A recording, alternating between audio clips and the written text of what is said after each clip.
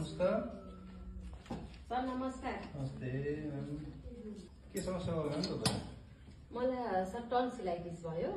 ए ड्याङ्गै tonsillitis हो, स्वास्थ्य कर्मी हो तपाईँ? होइन सर, ए मलाई अनि अलिकति ज्वरो पनि आएको छ, एमोक्सिलिन 500 mg अनि सिटामोल पनि राखिदिनु छ। पखाला पनि लाग्छ सर, फेरि पखाला मेट्रोनिडाजोल पनि राखिदिनु होला। अनि अलिअलि रुगा पनि लाग्छ, सेट्रिजिन पनि राखिदिनु होला। अनि जीवनजल पनि छ होला नि सर, जीवनजल पनि राखिदिनु होला। तपाईँलाई समस्या के छ भन्नु न म्याडम? तपाईँले त फटाफट औषधि यो हालिदिनु भन्नुभयो। तपाईँलाई भएको समस्या? मलाई जिउ पनि दुखेछ सर, यसरी कमजोरी अलि महसुस भयो। ए बी कम्प्लेक्स पनि राखिदिनु होला। मलाई अलिक कमजोरी पनि भएछ, हात गोडा जिउ दुख्छ।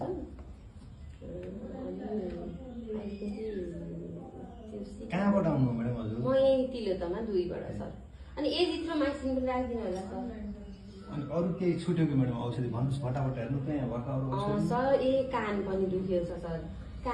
यो कानले आजकल कस्तो गर्छ, यसले त्यो चिप्लो ड्रप पाइन्छ नि सर, त्यो पनि राखिदिनु होला सर। एउटा राखिदिनु हुन्छ त्यसले।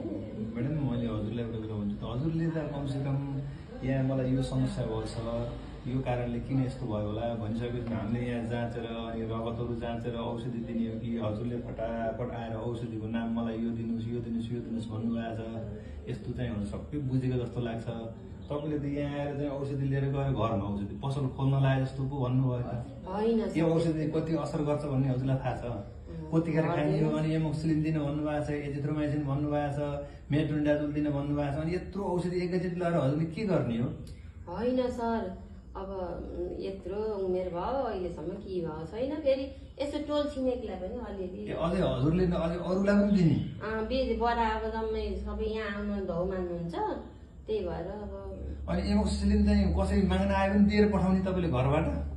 सर अब दिन 2 खाएपछि सन्चो हुन्छ क्या।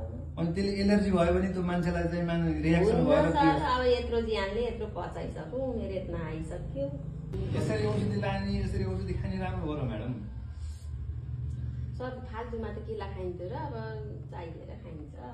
यसो दिदीबहिनीलाई नि हुन्छ लगेपछि भनेर।